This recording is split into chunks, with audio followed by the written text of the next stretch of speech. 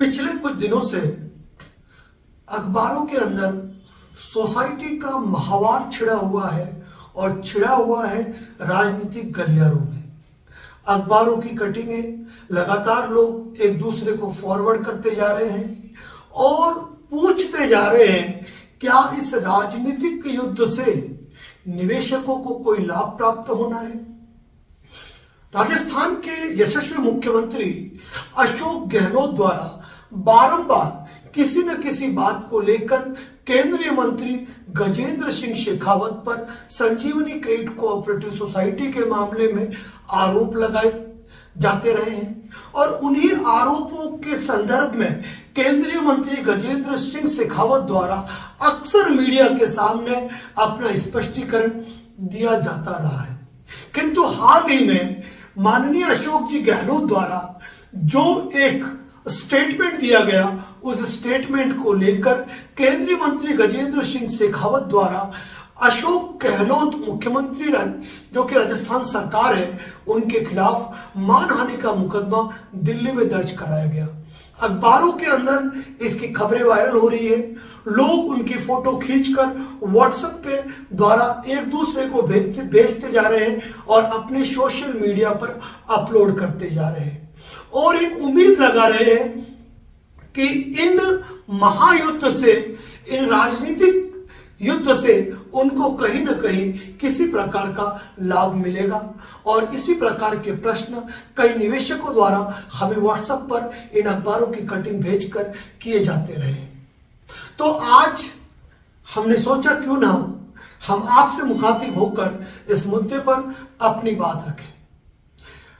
देखिए, यह केवल एक राजनीतिक मुद्दा है, एक राजनीतिक स्टंट है। जितनी भी क्रेडिट कोऑपरेटिव, चाहे वह आदर्श हो, संजीवनी हो या नवजीवन हो, सबसे ज्यादा जो पैसा उलझा हुआ है वह उलझा हुआ है राजस्थान के निवेशकों का। और राजस्थान के निवेशकों के साथ फ्रॉड करने वाली अगर सोसाइटी के अंदर देखें तो दूसरा नाम संजीवनी क्रेडिट कोऑपरेटिव सोसाइटी का आता है और उससे कई ज्यादा फंसे हुए निवेशक हैं, वो है आदर्श क्रेडिट कोऑपरेटिव सोसाइटी के। एक जनप्रतिनिधि के रूप में, एक जननायक के रूप में माननीय मुख्यमंत्री अशोक गहलोत को यह चाहिए था कि वह अपनी बात को रखने में कभी भी आदर्श क्रेडिट कोऑपरेटिव सोसाइटी व अन्य सोसाइटी का नाम बिल्कुल भी लेना न भूले। लेकिन उनके द्वारा जब भी बात की जाती है तो केवल और केवल संजीवनी क्रेडिट कोऑपरेटिव सोसाइटी के मुद्दे पर बात की जाती है, न कि अन्य किसी सोसाइटी के मुद्दे पर, जो निश्चित रूप से सोचने की बात है कि यह राजनीतिक मुद्दा नहीं तो और क्या है। संजीवनी क्रेडिट कोऑपरेटिव में केंद्रीय मंत्री गजेंद्र सिंह शेखावत का क्या रोल है या नहीं है, या एसओजी ने इसमें जांच की और उन्होंने क्या पाया, इस बात को दरकिनार रखते हुए अगर यह देखा जाए तो कई निवेशक ऐसे हैं, कई क्या लाखों निवेशक ऐसे हैं जिनका पैसा आदर्श क्रेडिट कोऑपरेटिव सोसाइटी में उलझा हुआ है। लेकिन जब भी मुख्यमंत्री महोदय द्वारा चर्चा की जाती है तो केवल और केवल संजीवनी क्रेडिट कोऑपरेटिव सोसाइटी के मामले में चर्चा की जाती है। और उसी मुद्दे को लेकर जब मुख्यमंत्री महोदय ने केंद्रीय मंत्री गजेंद्र सिंह शेखावत के अलावा उनकी दिवंगत मां और परिवारजन का भी नाम इसमें बताया तो उन्होंने मानहानि का दावा संस्थित किया। मानहानि का यह दावा संस्थित करने पर मुख्यमंत्री महोदय द्वारा ये शब्द निकाले गए कि उनके इस कदम का स्वागत है, इससे केस की रफ्तार बढ़ेगी और उससे निवेशकों को फायदा होगा। यह केस जो मानहानि का किया गया, यह केंद्रीय मंत्री गजेंद्र सिंह शेखावत द्वारा मुख्यमंत्री महोदय पर किया गया है। यह मानहानि का मुकदमा है। इस मुकदमे से निवेशकों को किसी प्रकार का लाभ हो पाए नहीं हो पाए, यह खुद निवेशक सोच सकते हैं, क्योंकि इस मामले के अंदर निवेशकों का कोई रोल नहीं है। यहां पर मुख्यमंत्री महोदय को यह चाहिए था कि वह यदि इस मामले में अपने प्रदेश के लोगों को लाभ देना चाहते हैं तो उन्हें इस मामले में स्पेशल अलग तरीके से सोचना चाहिए था। माना कि मामला केंद्र सरकार का है, जो भी सोसाइटियां हैं वह सेंट्रल रजिस्ट्रार के अंतर्गत आती है, लेकिन वह कुल मिलाकर जो भारत देश है उसके नंबर 1 मुख्यमंत्री का खिताब हासिल करने का प्रभाव उन्हें मिला हुआ है।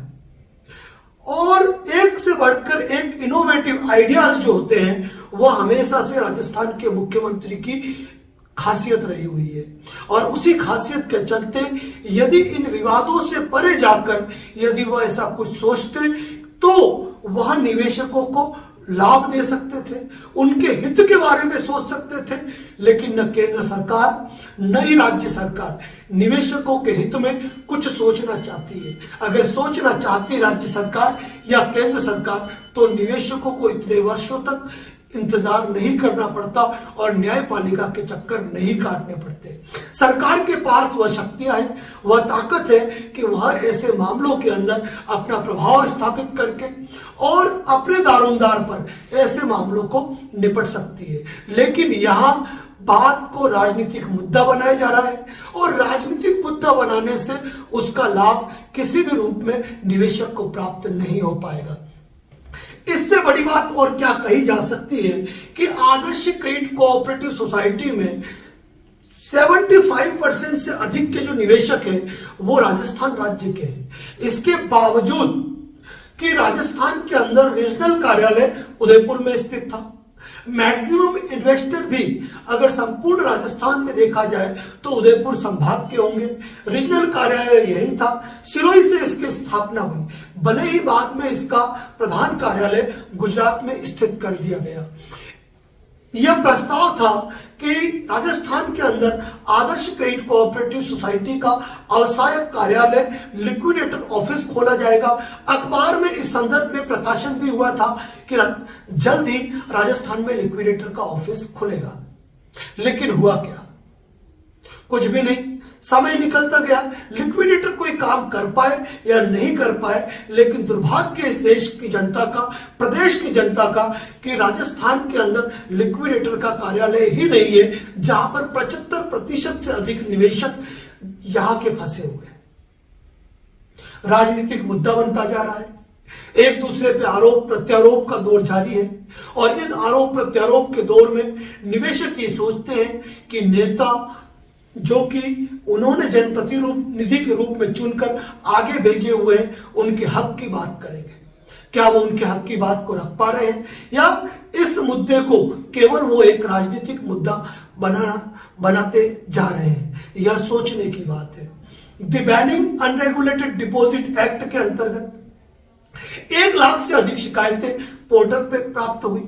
पोर्टल पे शिकायतें प्राप्त होने के बाद लंबे समय से पूर्व से ही the banning unregulated deposit act के अंदर डेजिग्नेटेड कोर्टों के अंदर इस्तगासे फाइल हो गए, लेकिन आज भी वह इस्तगासे उसी स्थिति में चल रहे हैं। कुछ मामलों में तो यहां सरकार की भी हम गलती कहेंगे कि the banning unregulated deposit act में जिनको आरोपी मानकर पक्षकार बनाया गया, यदि दस्तावेज खंगाल कर देखेंगे तो वह अंतिम बोर्ड ऑफ डायरेक्टर सूची का पार्ट ही नहीं थे, अंतिम बोर्ड मेंबर ही नहीं थे। अगर ये बात मैं कह रहा हूं तो दस्तावेजी साक्ष्य के आधार पर कह रहा हूं कि कुछ सोसाइटी के मामले में जिनको पक्षकार बनाया गया वह अंतिम जो बोर्ड ऑफ मेंबर थे उस बोर्ड ऑफ मेंबर के पार्ट ही नहीं थे, बोर्ड ऑफ डायरेक्टर में नहीं थे। दूसरी बात, जिन पर इस्तगासे दायर किए गए एक लंबे समय से वह जेल की सलाखों के अंदर है। जेल की सलाखों के अंदर उनकी तामील होगी, आगे का प्रोसेस बढ़ेगा। इस मामले में यदि सरकार कुछ करना चाहती है, यदि माननीय मुख्यमंत्री महोदय कुछ करना चाहते हैं और यदि केंद्रीय मंत्री भी कुछ करना चाहते हैं तो उन्हें अलग विजन के साथ, अलग ध्येय के साथ, अलग प्लानिंग के साथ एक कमेटी बनाकर सोचना होगा। केवल आरोपों के प्रत्यारोपों के इस दौर पर यदि सोचा जाए कि निवेशकों को लाभ मिलेगा तो यह बिल्कुल नहीं मिलेगा। चुनावी सरगर्मियां बढ़ेगी क्योंकि चुनाव नजदीक आ रहे हैं। केंद्रीय मंत्री गजेंद्र सिंह शेखावत और माननीय मुख्यमंत्री महोदय अशोक जी गहलोत एक ही क्षेत्र के हैं और एक ही क्षेत्र के होने के कारण आपस में मैं इसे राजनीतिक मुद्दा ही कहूंगा। आप क्या सोचते हैं यह आप पर निर्भर है। लेकिन माननीय मुख्यमंत्री महोदय से हम ये कहना भी चाहेंगे कि संजीवनी क्रेडिट कोऑपरेटिव सोसाइटी के अलावा भी अन्य कई क्रेडिट कोऑपरेटिव सोसाइटी है जिनके अंदर निवेशकों का पैसा उलझा हुआ है। और कई क्रेडिट कोऑपरेटिव सोसाइटी तो ऐसी है जिनकी लाखों शिकायतें होने के बावजूद भी, हजारों एफआईआर होने के बावजूद भी आज दिनांक तक उन संदर्भ में किसी प्रकार की कोई कार्रवाई नहीं हो पाई है। न उनके बोर्ड ऑफ डायरेक्टर कभी गिरफ्तार हो पाए, न उनके खिलाफ कोई विभागीय कार्रवाई आगे बढ़ी है, न कभी उनपे ऊपर लिक्विडेशन के मामले खड़े हुए हैं। जबकि कुछ सोसाइटियां तो ऐसी है जो अपने नाम के साथ, अपने ब्रांड के साथ काम कर रही थी, लेकिन केवल एक एफआईआर दर्ज होने से लाखों करोड़ों निवेशकों का जीवन तार तार हो गया। इस मामले के अंदर कई लिटिगेशन पेंडिंग चल रहे हैं। लोग अपने अपने सोर्सेस पर अपना अपना प्रयास कर रहे हैं, लेकिन सरकार यदि इस मामले में कुछ कर सकती है तो बहुत ही बेहतर कर सकती है। लेकिन सरकार इसे राजनीतिक मुद्दा न बनाते हुए, पक्ष और विपक्ष का मामला नहीं बनाते हुए, एक जनता की पीड़ा और जनता की तकलीफ को समझकर जनप्रतिनिधि के रूप में अगर इस मामले को निपटारा करना चाहे तो बखूबी कर सकती है।